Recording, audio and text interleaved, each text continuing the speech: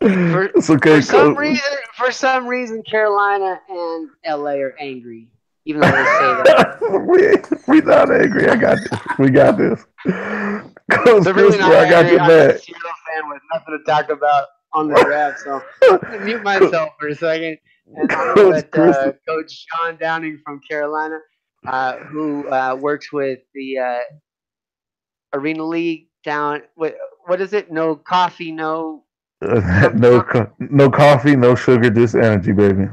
That's how we do it. Yeah. So no. So real quick before we get to Christopher Taylor, how did your guy do? Your young guy.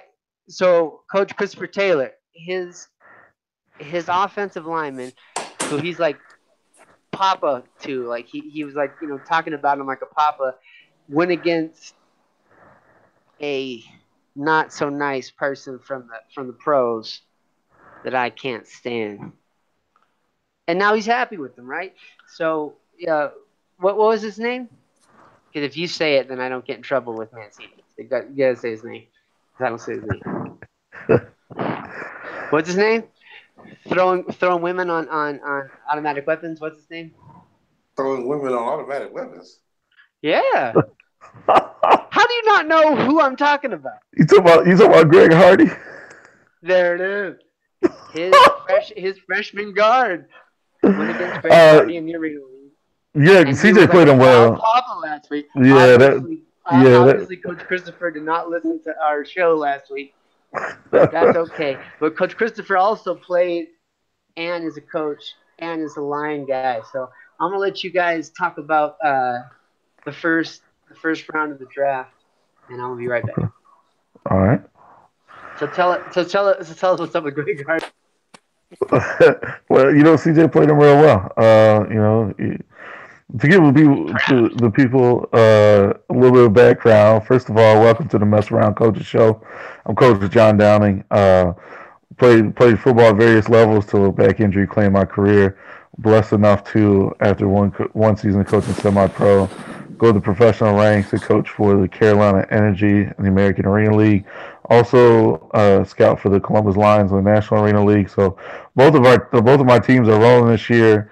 4-1 for the Energy, and 2-0 for the Columbus Lions. So I got a legitimate shot at winning two rings this year. So we are rolling, and what Chris is aforementioning is we played Richmond, the Rough Riders, and we played Greg Hardy, who plays for that team, and my left guard. So Greg Hardy are pretty good. Like he gave up a sack, but that was his only sack in 5 games, and it was against the former Pro Bowler. So the rookie out of Catawba College said, if that's the only sack I give up all year, I'm good with it. So well, he did really well against Greg, and after the second series, figured out how to play him. And after the game, Greg found him and said, "You're a dog." So that was a big confidence boost for him. But on the show today, I'm blessed to have another guy who happens to be a trench dog coach like myself, and coaches the big fellas, Christopher Taylor out of LA. Why don't you say something, Chris? Well, again, Coach, it's a pleasure to be on with you, man. Awesome background, and like yourself, I played various levels, college and some pro ball on this side, and I played up north in Canada, play some pro ball out there too. So I did get a chance to play a little bit. I had a injury at the same time, and by the time I got back, and of course the game was already passed me by. I was an old man anyway, so Hi. we got an opportunity to share with young people Yes, and sir. coach at the high school level, and so that's what we currently do. Along with that, I'm also the co-host of a show on Mancini Sports. We like to send a shout By out to young Mark people, they're talking Mancini. about me, by the way. Yeah. With that being said, I want to send a shout out to Mark Mancini, Mancini Sports. I have a show that comes on every Thursday at 5 p.m. Pacific Standard Time called The Drive at 5. My co-host Chris Camello, Dina Ingles, and we pretty much cover all LA sports: Dodgers, Angels, Rams, Chargers, Lakers, Clippers, Kings, uh, whoever's from LA, whatever's playing, the LA Football Club, and even the LA Galaxy. We cover everything. So it's I'm not. pleasure to I'm be not. I'm pleasure not to be allowed on. to do. I'm not allowed to do live radio anymore. They cut me off. They told me that you have to record it by yourself or you can't do it. So that's what I'm doing. So why don't we start with you, Coach Christopher, real quick on what you thought, and then please pass it to your fellow coach. And I think both of you would agree that if you would have picked Baker Mayfield and Denzel Ward as 1 and 4 on a bet, you would have won a lot of money. So why don't we get like 2 minutes from you, real quick, Coach Christopher, and then we'll pass it over to Coach Dan. Please Well, and thank you.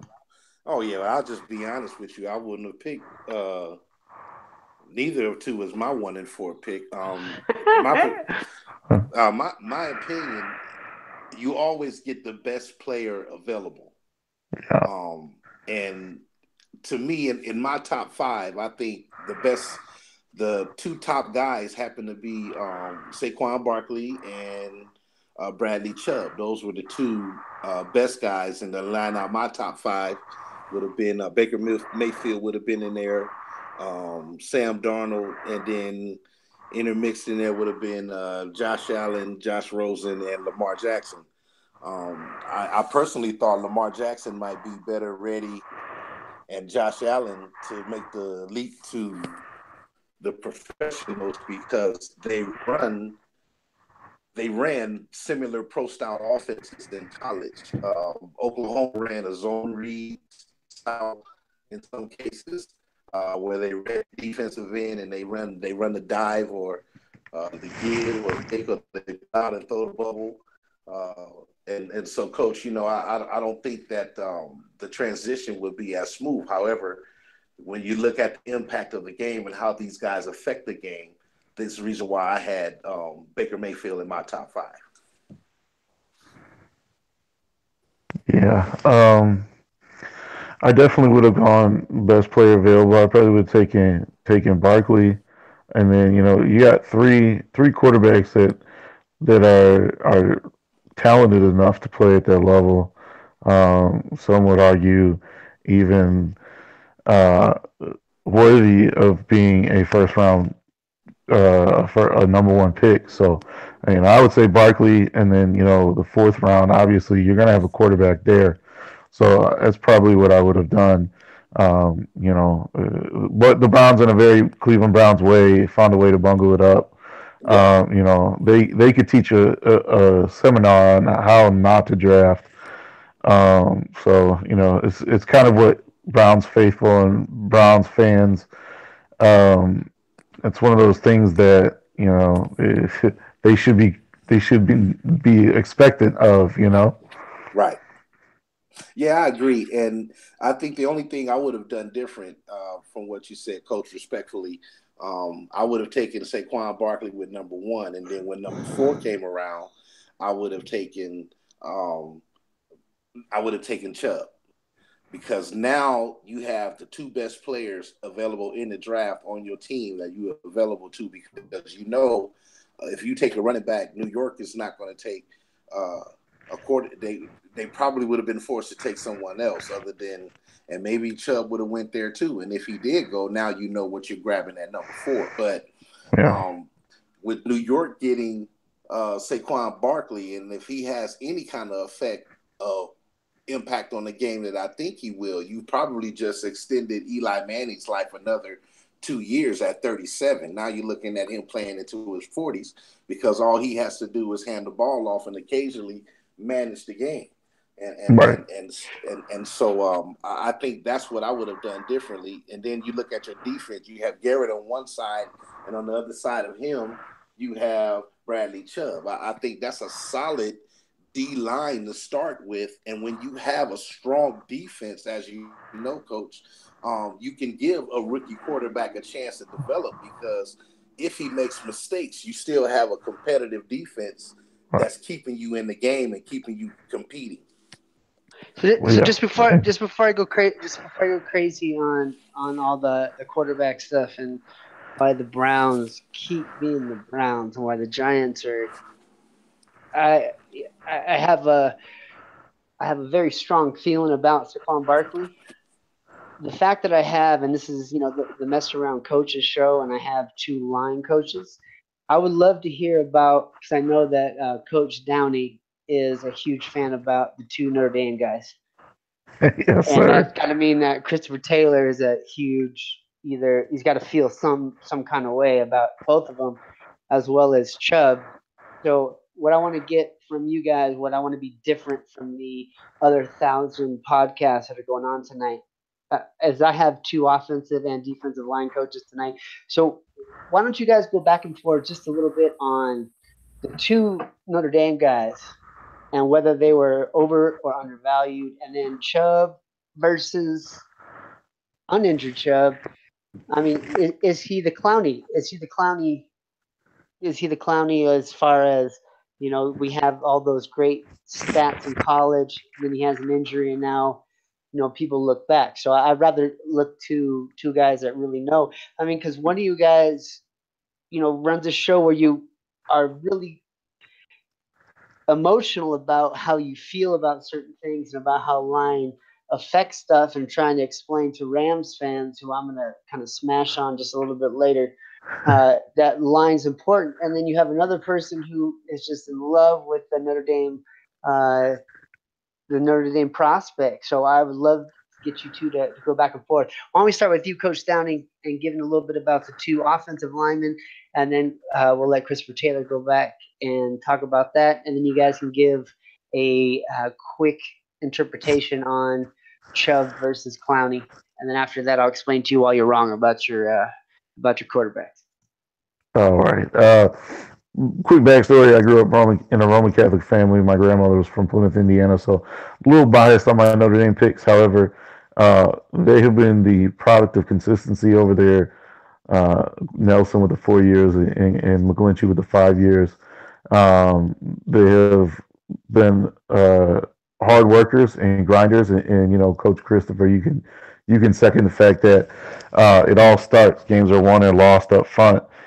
So you definitely need a baller in there and a someone who can be a game changer from the line position. And the fact that they did it so consistently, especially McGlinchey with 5 years, and he was coached by Harry Heistand, who was an NFL line coach. So he definitely learned from a professional coach, and a coach with a great background himself. So I just think it's a solid pick. Both of those, the Colts and 49ers respectively. I know I saw some earlier projections where Mayock said Quentin Nelson might have been one of the best overall players in the draft. So, they said if potentially the best overall player in the draft early on. So, um, that's why I feel like they were a great value. I don't think they were overvalued, and I think they fell right along where their projections where they were going to fall. Excuse me.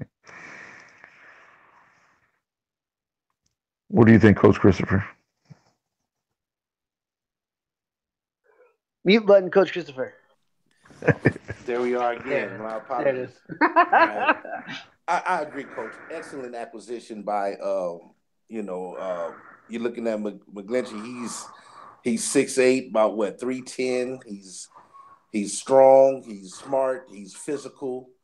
Um, and that's what you want in a tackle. You want someone uh, that's gonna be a monster out there. You want an offensive guy with a defensive mentality.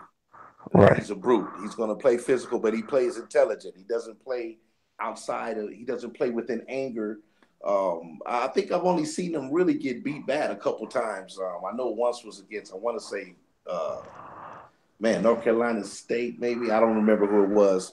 But great acquisition. And then, of course, if you're going to pay Garoppolo the money, you need to invest in some guys uh, that well coached, and that's why Notre Dame and Penn State, your Alabamas. They like to get their offensive lineman guys from there because they're well coached, they're hard nosed, and and they play big and physical, and that's what you want. The best thing that ever happened to me is when I was told, hey, we don't need you on defense. We need you to play offense. But we want you to play offense the same way you play defense. Then it clicked for me. I can be the same aggressive person, and that makes you more valuable. You can't undervalue linemen that come with those tangibles. And like you said, Coach, you can't. You know, they're worth first round draft picks to me, especially when the rest of the class to me aren't truly class. Your receivers, there's really no really high class receiver out there. Not a single receiver so far. Yeah, so you know, round 31, not a single receiver so far. So if you're gonna spend your chips, spend your chips where they matter. Yeah. Oh no, absolutely, excellent point. If you're gonna spend your chips, I take that back. There's two. DJ Moore and Atlanta Falcons. So real quick before I'm gonna get into controversy in just a second. But I want you guys. Yeah, but I wouldn't 10 seconds. The best offensive lineman on the board tonight.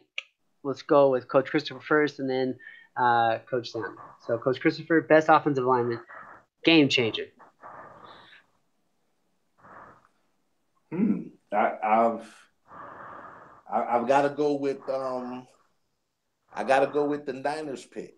I got to go with because they need an interior guy, so he'll probably go play. But you know that's hard because I think both Notre Dame guys will play right now. Yeah. But McGinch, how you say his name? McGlinchey. It doesn't matter. You've already gone over your 10 seconds. You might as well just go on. Sorry. That's what I'm talking about. I'd rather you guys give a real answer than give my nonsense 10 seconds. So why don't you give us as much time as you want on McGlinchey, and then the other coach can give us a little bit more on the other guys. So rock out. Why the Niners just score huge tonight, Coach Christopher? Oh well, because you know they have someone that's going to help protect Garoppolo. You got a young quarterback. You bring in a young offensive line, and they'll mature and grow together. You talking about chemistry. You talking about bond. You talking about loyalty. That's what you want with a quarterback offensive line relationship. And so you bring in a guy while he's young, and they have the opportunity to gel. Staley's guy. All right, Coach Downey. I agree, but I'm gonna take the cop. I'm gonna take the cop out. I'm gonna put them both on the same level. I'm saying Nelson and McGlinchey. You know, they both will come in and play right away. Nelson, I've heard be called a Pro Bowler at this point already. McGlinchey, what they're planning to do, he struggled at times at left tackle against Miami, but they're planning to put him on the right side, which was where he started his career at Notre Dame. So, you know, it's a steal for the 49ers in that they just gave Jimmy G so much money. They really need to do what they can to protect him. And, you know, initially I'm hearing the plan is to play McGlinchey at right, and then when Joe Staley retires in a couple of years, slide him over to left when he's got a little bit more experience in the league. So, but they're both day one plug and play starters. So I think it was great value, and I feel like they're both the same kind of athlete. All right, so let's get a little controversial for a quick second.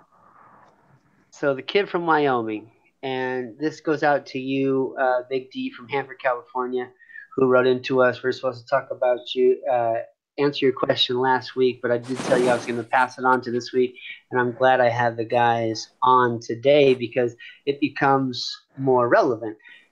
I lived, without giving too much history about my nonsense childhood, I was a little bit of a knucklehead. That's the name of the podcast here.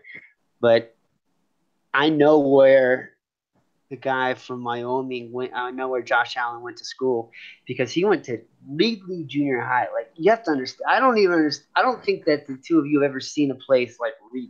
I mean, it's like strawberry fields, 3 stores that don't speak English downtown, and a junior high school or junior college, excuse me. And he did his thing. So as respect to Big D from Hanford, California, we will talk about Josh Allen, who was a favorite of yours who went to a high school near you guys in Reedley, Visalia, Fresno, that area, and the Fresno State coach said he didn't want him, and he went to Reedley Junior College for a year, and then went to uh, went to Wyoming and did some big things. Now, my big thing, the reason why I have a problem with him is at junior college in Central California, in the middle of fields, he had a 49% or is it 49 or 51? 50 basically completion percentage, right? And this is not, people talk about Wyoming receivers didn't have the right skill set and it's not his fault, blah, blah, blah, blah. JC in the middle of nowhere, Central California, 49%. And the Bills, who, poor AJ McCarron, man, like, they picked him. No one apparently in the NFL thinks that he's going to do something good. Would you guys say that this top 5, top 10? Rosen went to 10th. So let me. I guess I'm gonna be a little bit vague as far as questions for the chief of the guest here. So how about this? Let me focus on it. How about, did anyone think that Rosen was going to go to 10th? And what do you guys think about the gentleman from Wyoming? We'll start with Coach Christopher, and then we'll pass it over to our coach from Carolina. Well, I think the first pick kind of shook up everything that rolled afterwards, and everything was like basically a reaction to Baker Mayfield being chosen as the number one. Oh wait, I apologize. I set up the whole thing and then forgot about it. And the kid from Wyoming came out. Someone saved his tweets from when he was 15 years old. Yeah. And one of the tweets, and I'm a huge. I spend most of my time in Columbia, right? So I love Modern Family because it's funny for me because there's like literally people next door that are the old white guy with the Colombian wife, and the "white is right" quote was a joke, and I think I have the perfect two guys to answer this. So I apologize. I got off topic a little bit. So put this into what you're talking about, and this I would say takes top priority. The "white is right" thing that he said in the show was a guy that was trying to be friends with minority folks, and he kept messing up, and his wife was like, "Oh my God," and he was being embarrassing, and then he repeated that, and then at the same time he repeated a rap song which used obviously the word that everyone's seeing. I can say that I'm older than both of you, and I am so unbelievably grateful that there was no camera phones and things. I wasn't a racist, but I was a complete knucklehead. And I am so grateful that there was no camera phones or anything that could record what was going on. And at the same time, no one cared. But this kid at 15 years old, and after he got representation from a lawyer in January, someone held this for 4 months and dropped this on the kid. So I should have led with that. I apologize. So please, Coach Christopher, I know I give you like 4 or 5 things to talk about, but I think this was more of the thing that I wanted to get to when I said I wanted to lead into controversy. I apologize. Well, I think the thing to add to that is that when you're in the locker room, sometimes the joking around that goes on in the locker room will be considered. Some of the things could be insensitive or considered politically correct, and I'm kind of glad. We used to have, on an intermixed team. We talk about that being black, that we felt like black athletes were better than white athletes, and we would talk junk to each other about it. But it was jokes, and I think a lot of the things that happens within the family of a locker room aren't taken as seriously as other things were. Now, what I do think is a load of crap is whoever waited until a couple of days before the draft or a couple of hours before the draft to release this stuff. And what was the intent behind that? We've known a long time that Josh Allen is considered one of the people to be drafted in the NFL. So why wait till now to bring it out? So I think a lot of that was sabotage, but it wasn't going to work. And I know, and I know you know this for a fact, Coach John. They already ask you these questions, and they already know these things ahead of the time before Right. when they interview you, and so they were ahead of the game on this, and I'm just grateful that it didn't affect this young man's draft status, but I do Right. believe I do believe he's got some work to prove in the locker room. You understand what Yeah. I mean, Coach? Yeah. Exactly. No, I totally agree. Sometimes you know how it is where sometimes your friends ain't really your friends, and it sounds like he did his due diligence to ensure that there was nothing out there with the law firm, and I believe they had PR personnel also comb over his tweets. He was searching keywords, everything. So he did as much as he could to remove that. So, like you said, it must have been somebody that screenshotted, or saved the tweets from however long ago, and just held on to it to his shining moment, just to try and take him down. And it had to have been somebody in his camp.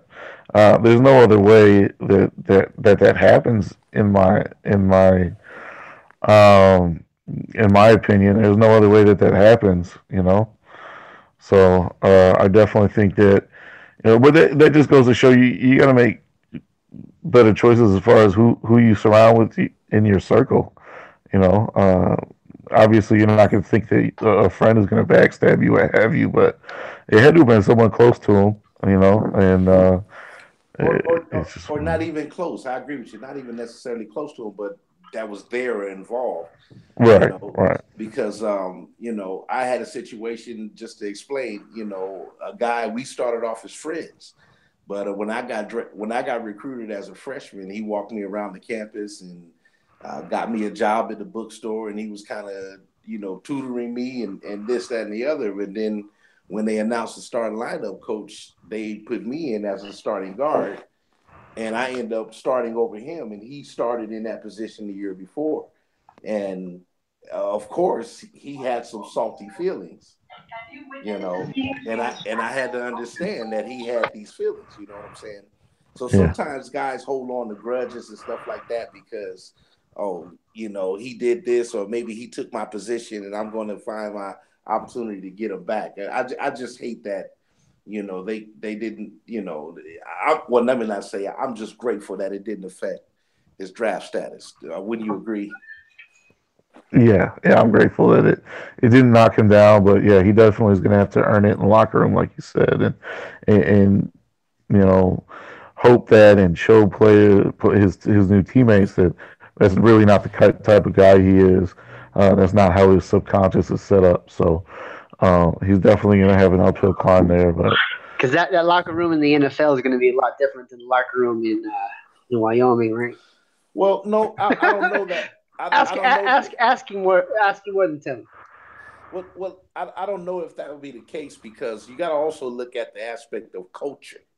Okay, there's a hip hop culture nowadays that's all of these Can I millennials ask you grew up what? Can I playing. ask you one more question that I want you to add on to? Because I can tell you're about to go into something really important, and I want to hear what you have to say. But you remember the guy from Philadelphia, Yeah, um, Cooper, Riley um, Cooper. Riley Riley Cooper. Cooper.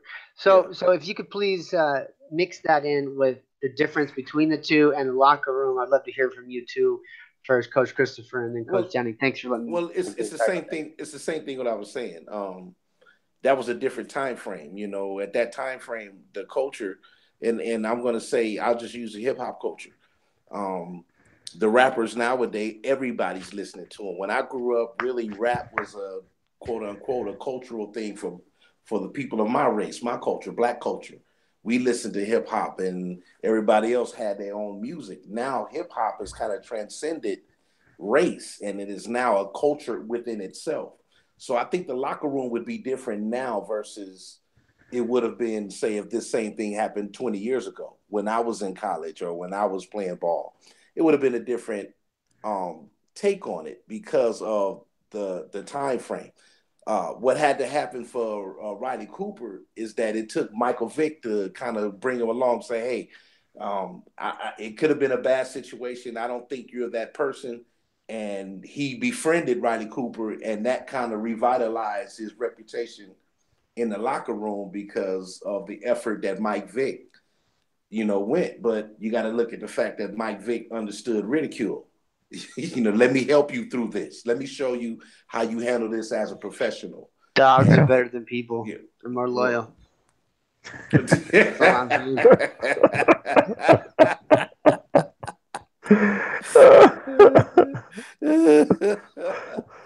He's kind of right about that, Coach. Right? Yeah, spell dog backwards. I'd rather kill a dog beater than a gangster. That's what I'm saying. But he did come back. So Coach Sean Downing, after what he said, coming through.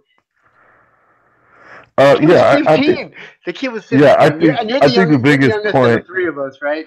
Like I'm so happy that there was no camera phones when I was up to like my 20s. If not, like there wouldn't have been any racist stuff, but there would have been some horrible things about me. I would not be allowed on any type of podcast. I can guarantee you that. But I think the kid was contrite, and I don't know, like he was supposedly quoting some stuff when he was 15, and now he's graduating college, and someone held it and then let it go a few days before he was about to make the biggest money grab in his life after what he's worked on. So, I know Coach Taylor talked about it. I mean, what do you think about that? I mean, is that just hater, or is that, an agent? What do you think? I mean, I know we can't give the answer, but what do you think? I don't think it was an agent. I do think it was somebody, that was in his circle. Now, I know I saw some press where he said some of his friends, they used to share each other's phones to tweet. I think that might be some spin control. But if that is the case, it could have been one of his friends who screen grabbed that. Now, regarding the Cooper, I think they're two different situations because of the age Josh was when he made his mistake and went off the cuff, whereas Riley Cooper was quite a bit older, should have known better, and I just think the age difference makes it to where I'm trying to think of the word to use, but I think it makes it not acceptable, but less of a stigma than Riley Cooper's situation.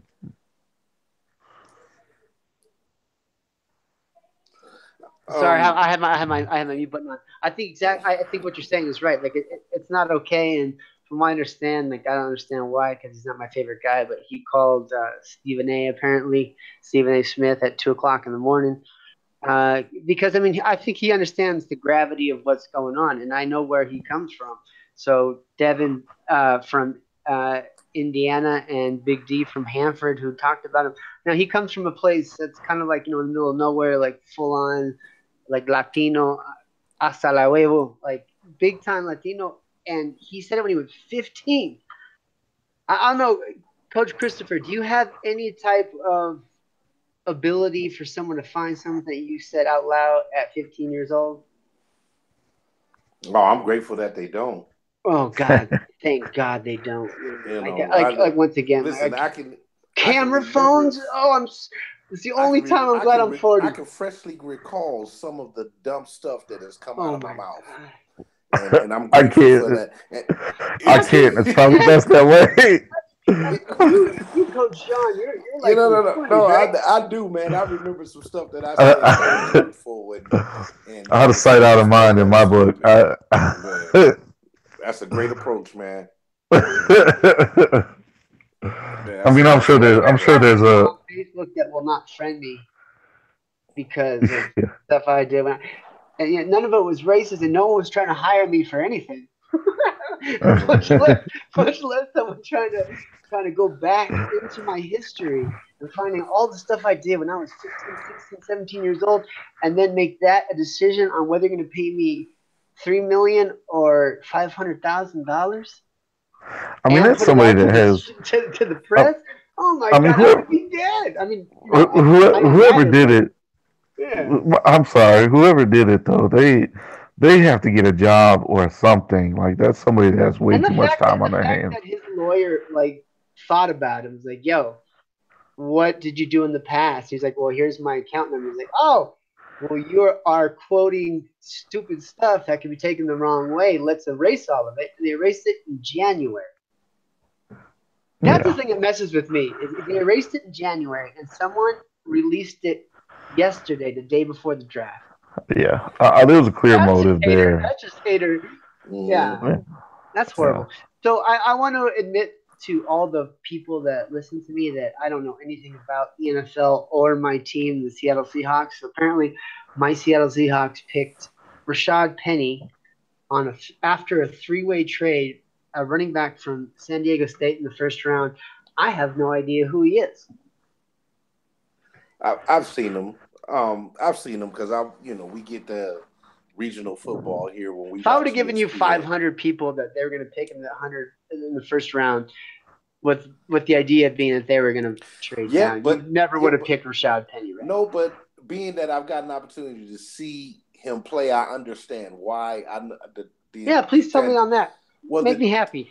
he's he's he's quick. He's a shifty runner. He runs hard. He runs with a low center of gravity, if you understand what I mean. Yeah, And when he Marshonish. gets a little Marshawn-ish, but he's also out. He's kind of like a Marshawn and a Marshall. You understand what I mean? Like he's a mix of Marshawn Lynch and Marshall Falk. He's So, somewhere so the weird, so the in the weird thing about that in the particular middle there. pick, I didn't mean to cut you off. The weird thing about that particular pick is that I have a guy that I trust that has him going in the fifth round. So that's kind of weird. So what we're gonna do is we're gonna leave tonight's show where I'm gonna find the first round pick of your two teams that you're homers of, and oh, god damn it, Carolina. You Tell made me a about it. great pick. Hey, listen, I like what Carolina's doing Oh over yeah, there. dude, DJ Moore, you guys sold that at 24, man. Yeah, I they're got doing all nothing right. bad to say about that. So I you actually have got a whole. I Cam actually have a Newton. whole. I have a whole stat thing about So why you got DJ Moore Cam. is better than everyone that's picked above him. So Yeah, why I don't mean you the give a kid. little bit of love on DJ Moore and your team, and then we'll bash on our buddy over here in his Rams. Yeah, the kid can flat out fly, and he's a baller. I think it was a good pickup. It's definitely going to be a crowded receiver room with Torrey Curtis Samuel Smith. coming back this year, Torrey Smith in the fold.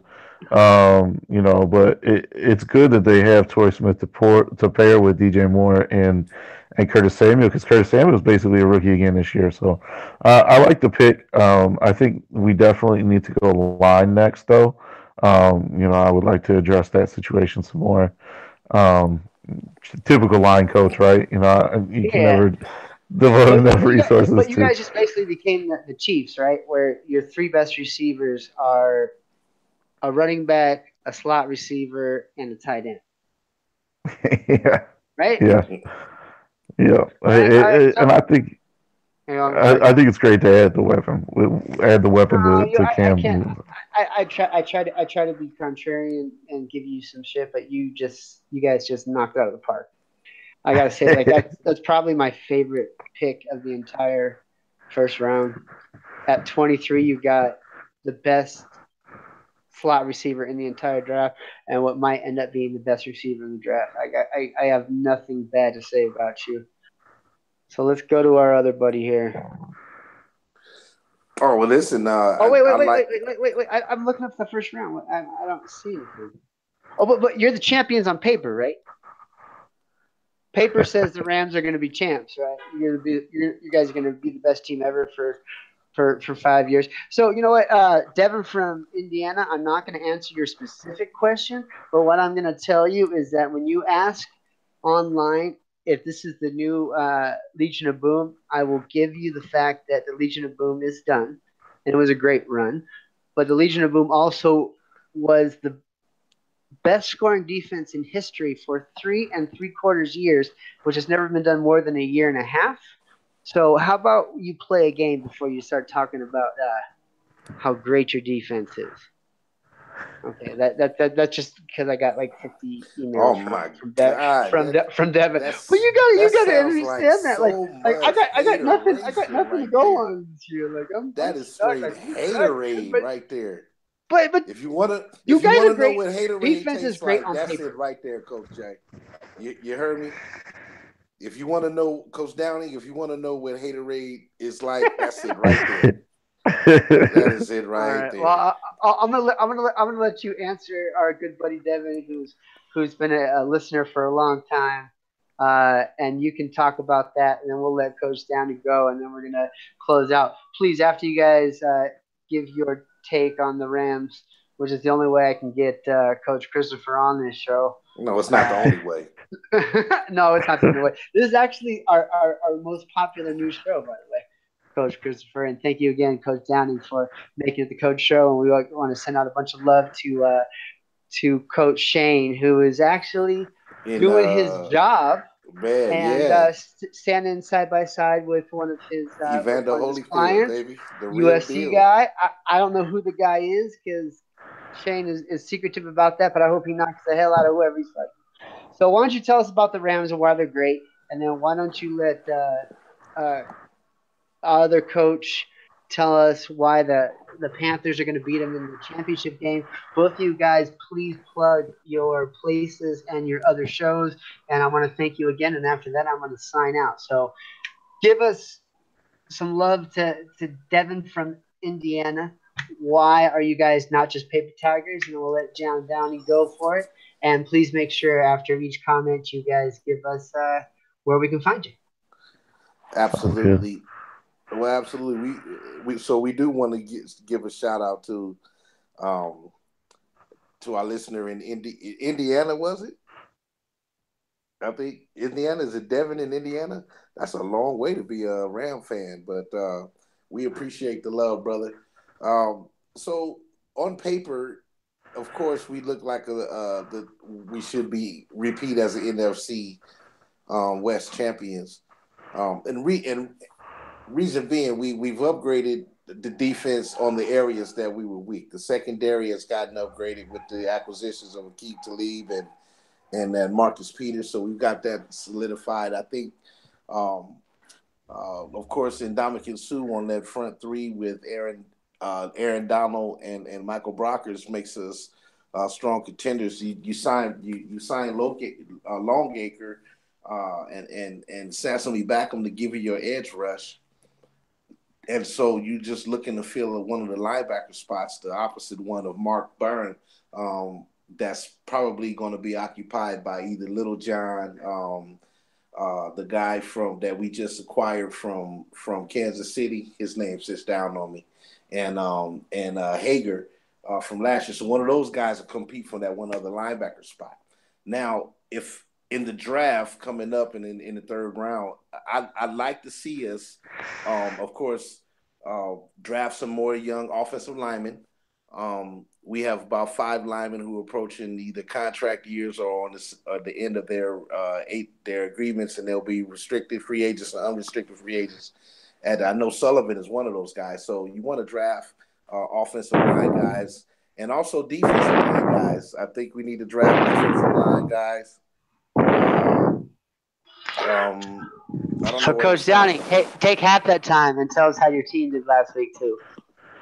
No, Yeah, we I'm cutting Coach Christopher off in a loving way because we love him. And please, I guarantee folks that Christopher and John are gonna be in contact, and you're gonna see Coach John on the live show with Coach Christopher in the coming year because they are birds of a feather. So absolutely. let me cut Coach Christopher off just a little bit, and why don't you tell us how your team did, and I hope your rookie killed that woman beating Always. asshole, and Yeah, and give us a plug. yeah. We definitely went down to Macon, Georgia, and took care of the Georgia Doom. It was an explosive, high scoring game. The final was 80-70. God There damn. was virtually no defense at all, but that's how arena football is to an extent. It was a high scoring affair. The last 3 minutes were very wild. We were up by 17. They scored to cut it to 10. They did an onside. Their kicker recovered it at the 9, but poor officiating said that his momentum carried him over the 10, so they gave it to him anyway. So they marched down the field, scored, cut it to 3. I'm the assistant special teams coordinator. I told my guys we got to be aggressive. We got to go get that thing. And a name that you may know, Chris Montario Hunter, who had some time with the Seattle Seahawks. He was my returner in the 1 position, and he was able to scoop that onside kickoff up, and he had fielded it at the 4 and basically walked into the end zone. We kicked it away again, and they went down and scored with 32 seconds left. They did the onside again. My takeout guy did an excellent job, took out 2 guys in the same shot, and Montario, the former Seahawk, scooped it up and scored again. So, okay. You're a proud papa. Jesus. I am. Both of you two. Like one with the Rams, the other with all his guys he coaches. Like the idea was like a 10-second like quick plug and then tell us where to find you. And both of you guys talked about your team, your show, and then John is like John is like my rookie at guard will kill anybody, including that washed up Carolina Panthers. So I'm gonna give you guys another quick second because I love you guys and I want you guys to go on. So real quick, Christopher Taylor, I believe that a lot of people who are listening to this listened to you before. So why don't you give us a plug on your live show and where they can find you? And after that, we'll let John give a quick plug on his stuff. And no Papa, no proud Papa, no. The Rams are good. Carolina's good. All the guys you coach are good. Love you guys and thank you so much. But why don't we go? Christopher Taylor, tell us where we can find you. Well, one of the places you won't find me is at a Seattle Seahawks game with a Seattle Seahawks jersey on. Listen, we're grateful. I can mute your ass, right? Like, I can mute you right now. He's gonna tell you your time's done. I can mute you right now. All right, I'm sorry about that. By the way though, Coach Christopher Taylor, I respect your holiness, and that's awesome. Please give a shout out to Big D in Hanford, California, and Devin in Indiana, who only wanted to give a question if it went to you. So give some love to them. And then this year, you guys gonna be in the fantasy deal. And if I win again, I've won like every fantasy thing ever on this deal, like 5 of 5. So if I win again, or I lose, we're going to go to Seattle for a game. Because even if you hate the Seahawks, it's the best place to watch a game. Deal? So give a shout out to Devin and don't hate on the Seahawks too much. Because guess what? You guys have only won on paper. And I think that you guys are going to disappoint this year. Well, actually, we won it last year, but that wasn't on paper. That was like actual. That's true. That's true. Well, we're grateful for this opportunity, Chris. And man, again, this is my name is Coach Chris Taylor. You can find us on Twitter at Taylor Sports LA, or you can at Coach Chris. Our live show comes on every Thursday at 5 p.m. Pacific Standard Time. It's called The Drive at 5 with Camelo and the Coach, my counterpart, and we're part of the Blog Talk Radio and Mancini Sports. Shout out to Mark Mancini and to Dina Ingalls and to Chris Camelo, Benny Bam, and all the faithful listeners. And Darren, and we're sending you a shout out, man. So, feel free to call in on our show, 347-205-9631. And that's every Thursday at 5 p.m. Thanks a lot. Yeah, my plug's gonna be really fast. You can find me on Facebook, John Downing. You can find me on the gram at Coach John Downing 62. Go ahead and follow the Carolina Energy, like the page on Facebook. Carolina Energy, and follow us on the gram at Carolina_energy. Hopefully, I have talked Coach Christopher into being a part of our Thursday show every week after he gets done with his show. As he mentioned on Mancini Sports, Mark Mancini is the godfather to everything that we've done, so I give nothing but love and respect to Mark Mancini. www.blogtalkradio.com/Mancini Sports. We do our Tuesday show there. Our Thursday show, it will be the coaches show with Coach Christopher and various other coaches. This week we're lucky enough to have Coach Downing. Yeah, it's the first week. It's like I always use the thing like when you see the Thanksgiving stuff and you're looking forward to Christmas when you're a little kid, like the draft is Thanksgiving decorations, man. Like the NFL is starting again.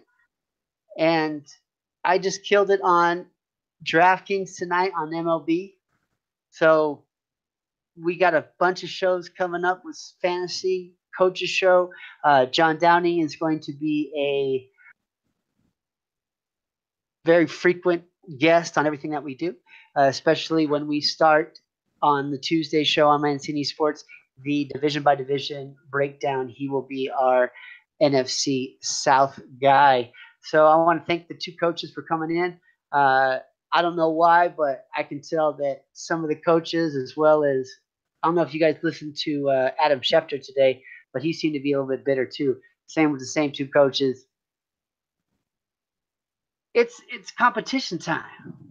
And so this is probably going to be one of the last times I get to say, Coach Downing, right now the Seahawks and the Rams have an equal record. Yes, sir. Yeah, unfortunately, that's probably going to be the last time I can say that, though. Because I got to admit, as much as I want to talk some smack, I think that team looking pretty good. I can say everything I want to say that they're only good on paper, but the reality is they're good everywhere. For Coach Downing, for Coach Christopher, because of the fact that I got two hip hop heads, I'm gonna put something crazy on. So don't sue me. I put on something hip hop that was put on by someone else. So don't sue me because I don't know what I'm gonna do. Actually, I do want to do. This is gonna be the month of Run the Jewels. So it's gonna be Run the Jewels all month long. So Run the Jewels, don't sue me. So that's gonna be the intro and the outro because I'm looking at Coach Christopher's angry picture. I think that it fits really well. For Coach Christopher, for Coach John, I appreciate all you guys and talk to you soon. All right, sounds good. Thank you. Have a good one.